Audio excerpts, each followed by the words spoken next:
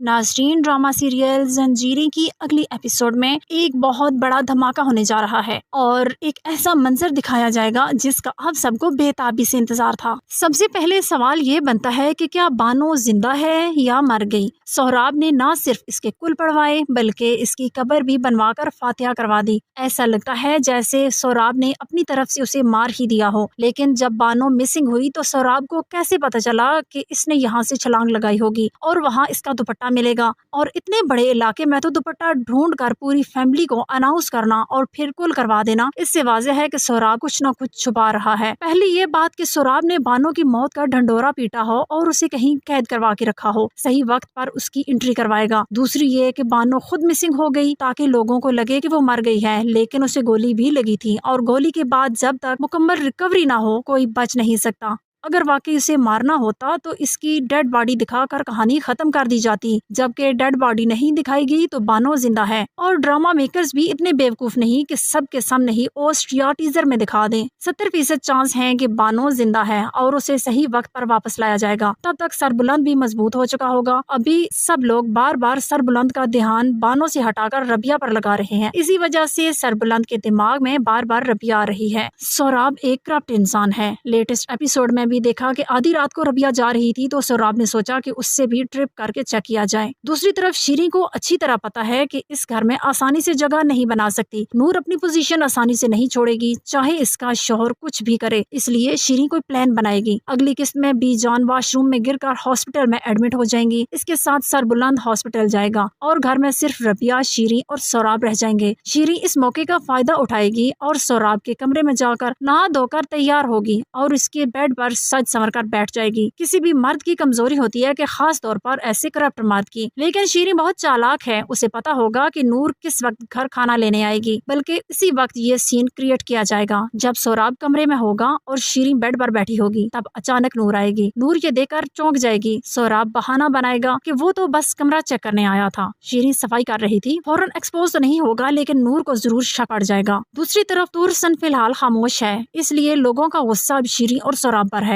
आगे जाकर सोहराब और ज़फरान मिलकर सरबुलंद को रास्ते से हटाने की प्लानिंग करेंगे, क्योंकि जब तक सरबुलंद बीच में है सोहराब सरदार नहीं बन सकता। जैसे ही सोहराब सरदार बन जाएगा तो बानो को सामने ले आएगा। रबिया भी सादा नहीं है, वो शीरीं पर नजर रखेगी और देखेगी कि वो सरबुलंद को फंसाने की क्या चालें चल रही है। यहाँ तक कि मुमकिन है कि रबिया ही बानो को ढूंढने में मदद करे। मजमूई तौर पर 2026 का एक बेहतरीन ड्रामा बन चुका है। शुरू में लोगों ने कहा था कि ये एक ठंडा ड्रामा है, लेकिन अब स्टोरी बहुत क्रिस्प हो गई है और तमाम किरदारों ने कमाल का काम किया।